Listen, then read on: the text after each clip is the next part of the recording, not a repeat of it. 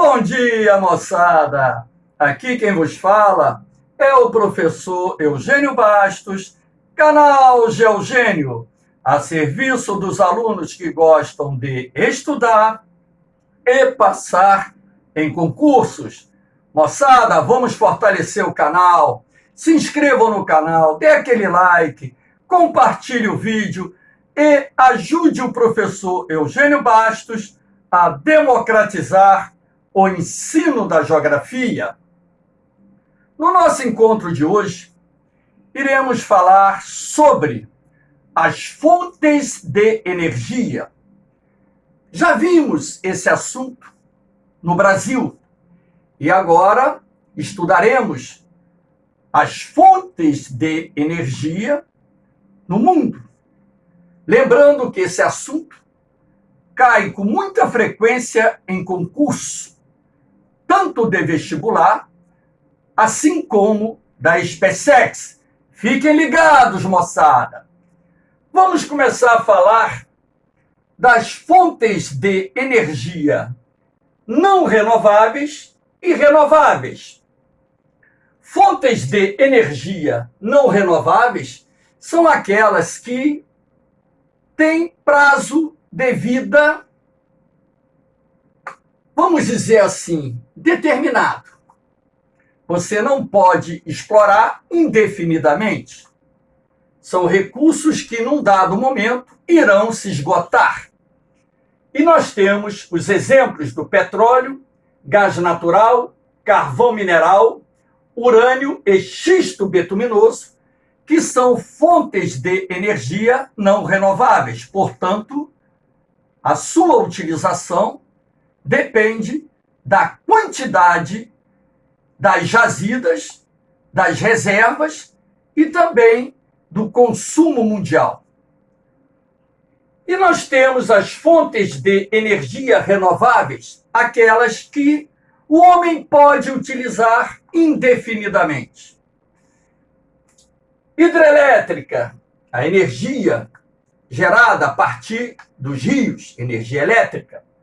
Energia solar, energia eólica, a partir dos ventos. A biomassa, a partir de elementos vivos, como, por exemplo, a lenha proveniente das árvores, é uma biomassa. Os biocombustíveis, como o etanol, o biodiesel. A energia dos oceanos, representada pela energia das ondas, pela energia das marés, pela energia das correntes marinhas. A geotérmica, que é uma fonte de energia proveniente das regiões vulcânicas ativas, são os exemplos de fontes de energia renováveis, ou seja, que o homem poderá utilizar indefinidamente. Vamos começar a estudar a matriz energética mundial. E nós temos aqui os dados de 2018, utilizados para que nós possamos ter uma ideia das principais fontes de energia utilizadas pelo homem.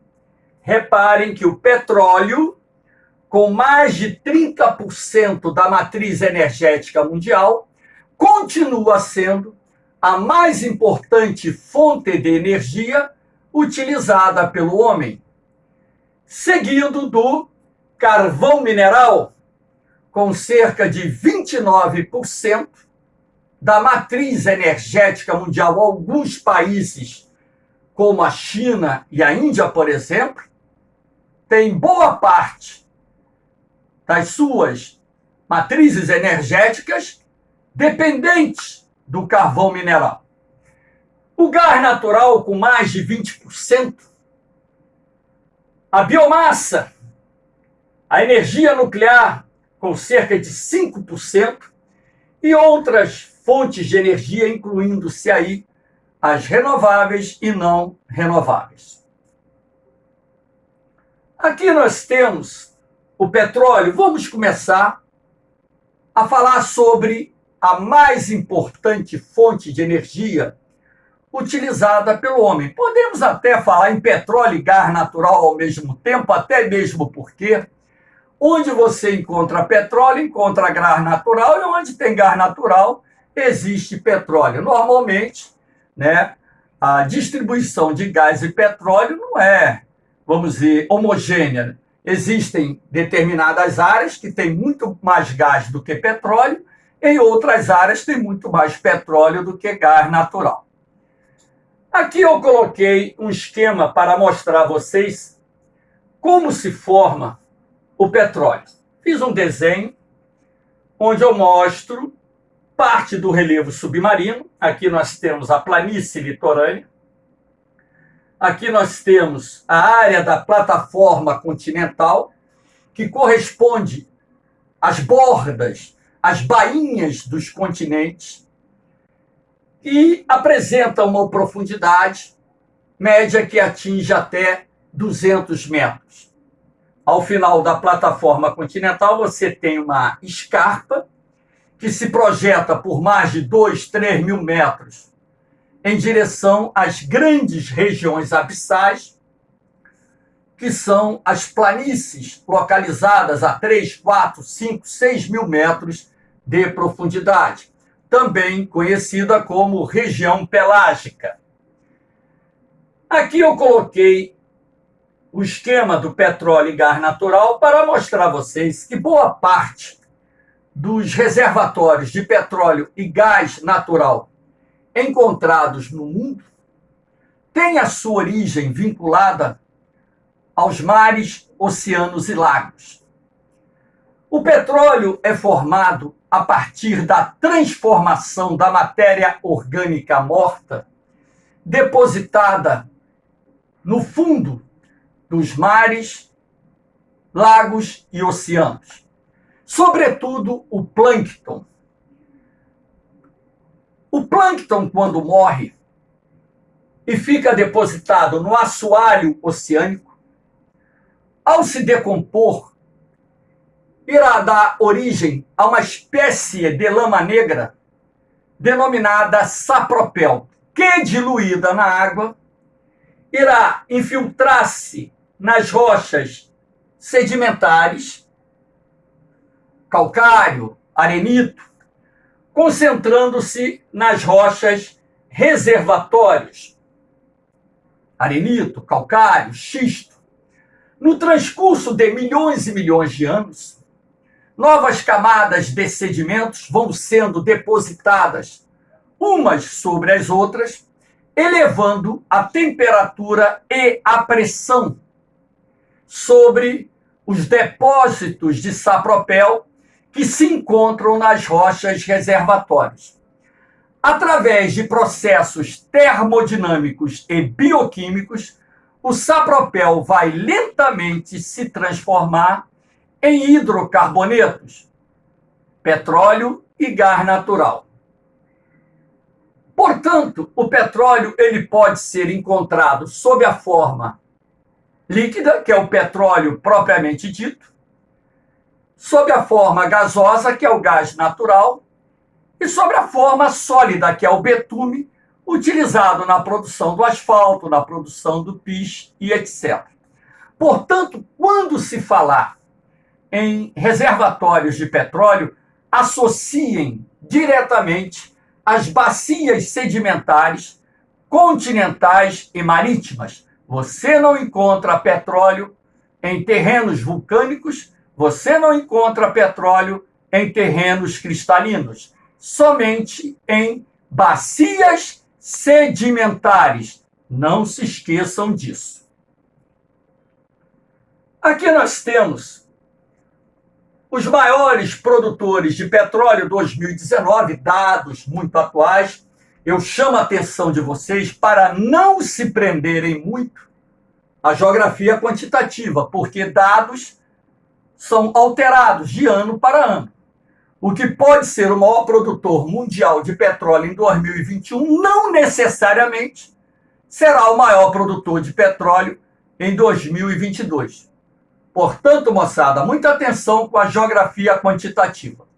Quando eu mostro dados, é para que vocês tenham uma referência sobre a produção. Temos aqui os Estados Unidos, que em 2019 lideraram a produção mundial de petróleo. Lembrando que parte do petróleo produzido nos Estados Unidos, na verdade, provém do xisto betuminoso, que é um hidrocarboneto que possui constituição química semelhante à do petróleo. E do xisto betuminoso você pode produzir óleo, combustível, gasolina, gás, enfim. Então, é por isso que os Estados Unidos apareceram em 2019 na liderança do petróleo. Então, não é que os Estados Unidos não produzam o petróleo, produz petróleo, mas esses dados aqui estão acrescidos do óleo e do gás proveniente do xisto betuminoso. Em segundo lugar, aparece a Rússia, com uma produção um pouco menor que a norte-americana. Em terceiro lugar, Arábia Saudita. E sucessivamente, Iraque, Canadá, Irã e China. O Brasil, ele aparece entre os 10 maiores produtores mundiais de petróleo. Inclusive, a nossa produção nacional em 2020 de petróleo e gás natural chegou aí à barreira dos 3 milhões de barris por dia. Aqui nós temos as maiores reservas de petróleo do mundo. Eu chamo a atenção de vocês para um fato.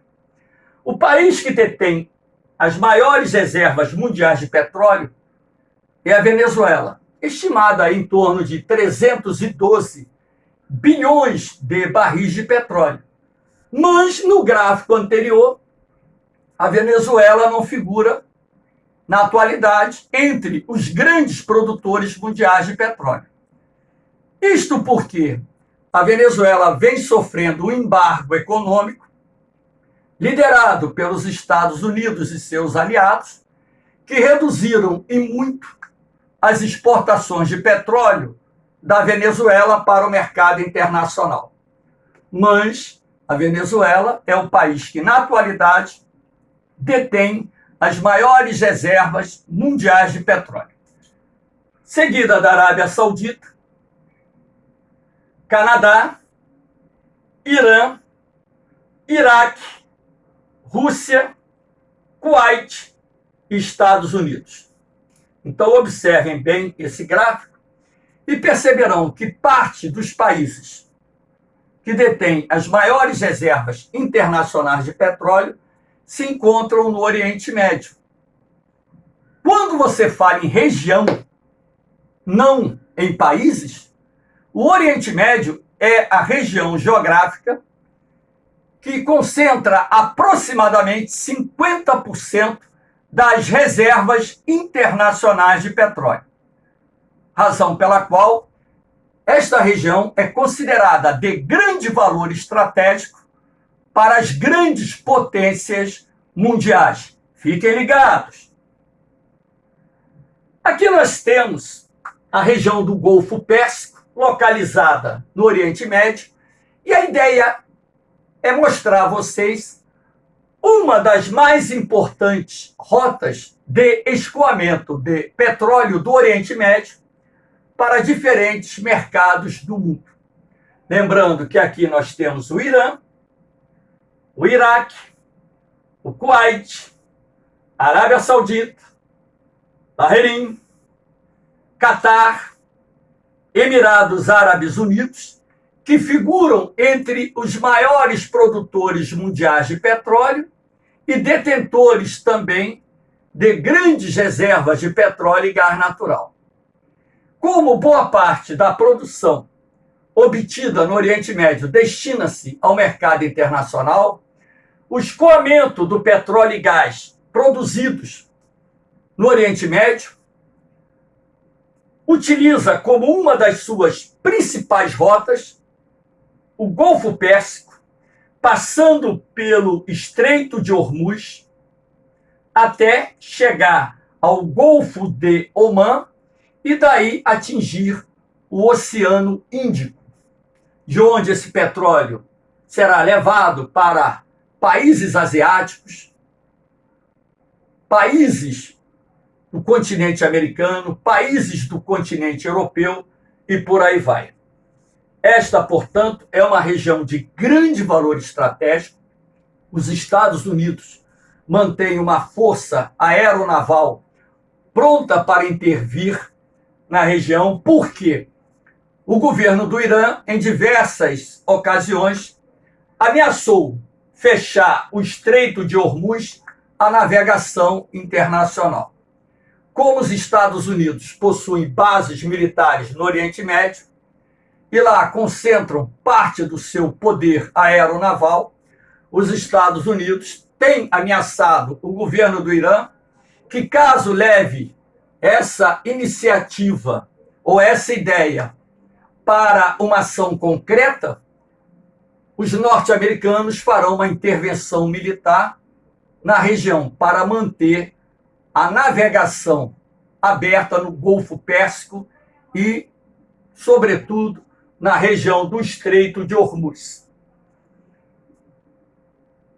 Aqui nós temos a OPEP, a Organização dos Países Exportadores de Petróleo, que, na verdade, foi um cartel criado pelos países árabes como forma de regular a produção e os preços do petróleo no mercado internacional.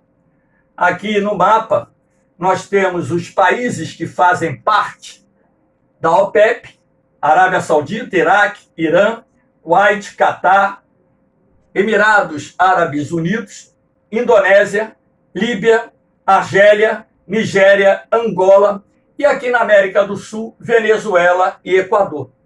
São esses os membros da OPEP, que respondem por uma parcela considerável da produção de petróleo do mundo, sendo responsável normalmente por regularizar cotas de produção como forma de estabelecer preços para atender os seus interesses políticos e econômicos. Seus interesses políticos e econômicos, portanto, estão vinculados à produção, oferta do produto no mercado internacional.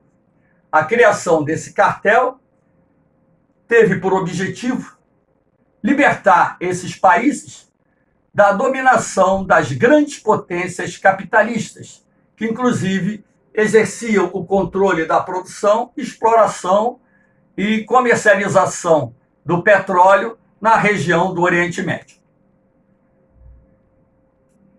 Aqui nós temos o carvão mineral, que é a segunda mais importante fonte de energia utilizada no mundo. Se o petróleo, em 2019, respondeu por 31% da matriz energética mundial, o carvão mineral veio logo atrás, com 29%. É, portanto, uma fonte de energia de origem fóssil, assim como o petróleo, largamente utilizada em vários países do mundo. Aqui eu montei um esquema para mostrar a vocês como se forma o carvão mineral. O carvão mineral, na verdade, é formado a partir do soterramento de primitivas florestas. E isso ocorreu a partir da era paleozoica, sobretudo nos períodos Permiano e Carbonífero, períodos estes que registram as jazidas mais antigas de carvão mineral formadas no mundo. O carvão mineral é formado a partir do soterramento de florestas.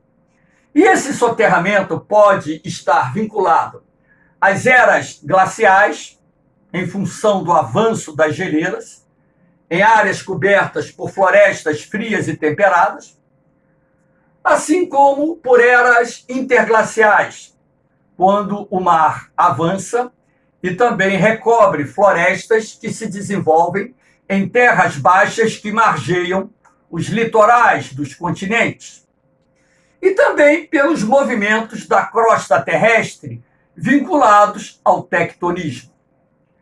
Essa matéria orgânica de origem vegetal soterrada não se decompõe totalmente. A ação de bactérias anaeróbicas irá transformar essa massa vegetal morta decompondo-a parcialmente. Com o passar de milhares, milhões de anos, novas camadas de sedimentos vão sendo sobrepostas umas sobre as outras, fazendo com que a temperatura e a pressão aumentem sobre essas faixas que possuem matéria orgânica vegetal morta semidecomposta. A elevação da temperatura e da pressão serão responsáveis por processos termodinâmicos que lentamente transformarão essa massa vegetal morta semidecomposta em carvão mineral. O carvão mineral, portanto, ele pode ser encontrado em camadas alternadas, como eu estou representando nesse desenho que eu montei. Acima aqui nós temos uma floresta. Professor, então, num determinado momento, essa floresta aqui em cima, ela poderia ser soterrada e, com o passar de milhões de anos, se transformar em carvão mineral? Com certeza. Aqui nós temos os estágios de carbonização. Quanto maior for o teor de carbono, melhor é a qualidade do carvão mineral. Então, o primeiro estágio, que é o número 1, corresponde à floresta morta. Vocês vão perceber que o teor de carbono é pouco superior a 40%. A massa vegetal aqui já se encontra semidecomposta. Com o passar de milhares de anos, ou alguns milhões de anos, essa massa vegetal morta, que se encontra semi-soterrada ou soterrada, irá se transformar em turfa, que é o primeiro tipo de carvão mineral encontrado, com um teor de carbono que varia de 60% a 65%, por aí vai.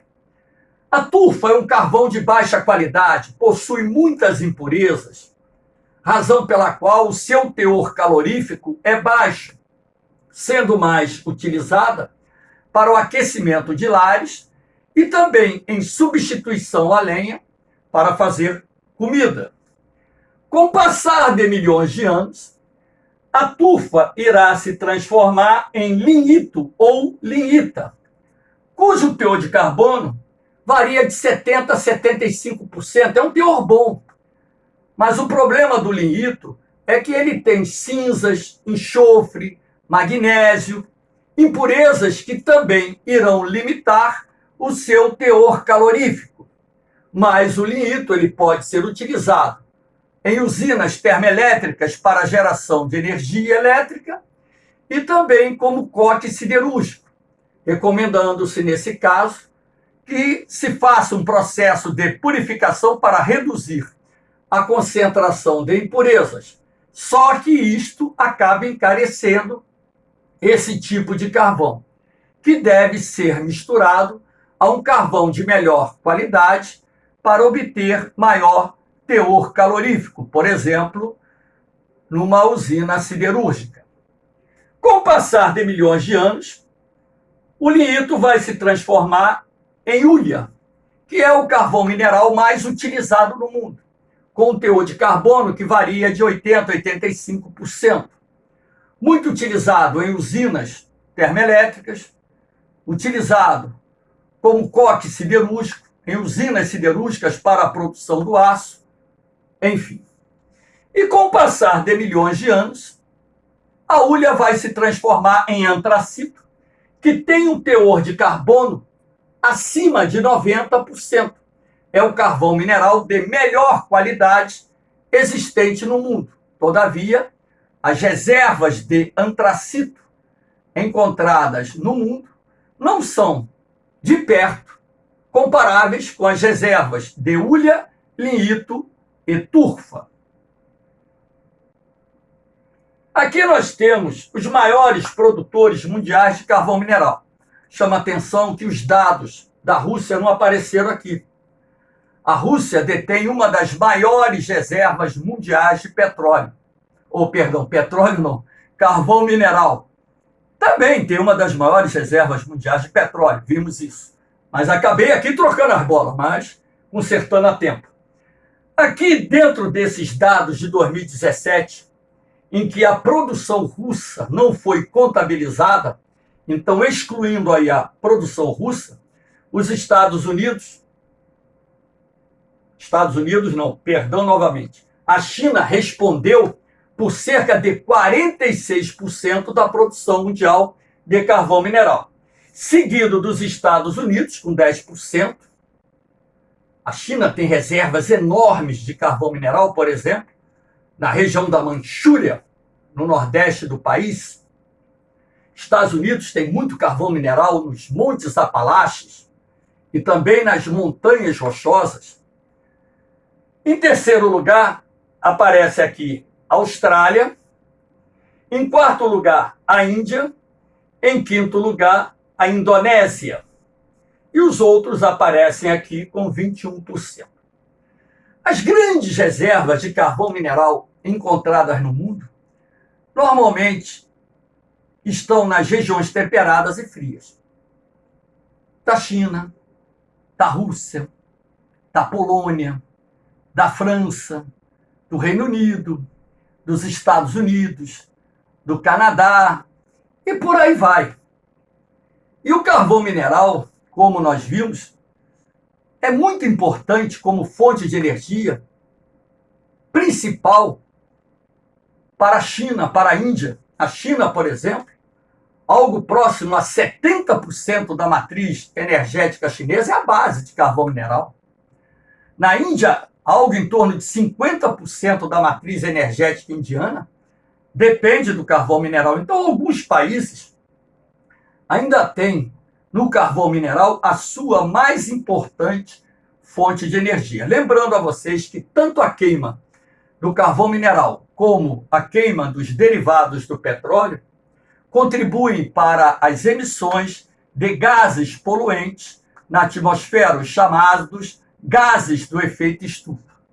E também as plataformas de exploração de petróleo em alto mar, de vez em quando sofrem acidentes, provocando grandes derramamentos de óleo nos mares e oceanos que causam severos impactos ambientais. Às vezes você tem acidentes com petroleiros, com terminais petrolíferos, causando também o vazamento de óleo e contaminando regiões costeiras e oceânicas e gerando impactos ambientais que podemos assim considerar, em alguns casos, irreparáveis. Moçada, espero que tenham gostado da aula. Dê aquele like, compartilhe o vídeo, se inscrevam no canal e ajudem o professor Eugênio Bastos a democratizar o ensino da geografia. Um beijão no coração de vocês. Um forte abraço. Fiquem com Deus. Eu vou, mas eu volto, hein? Fui!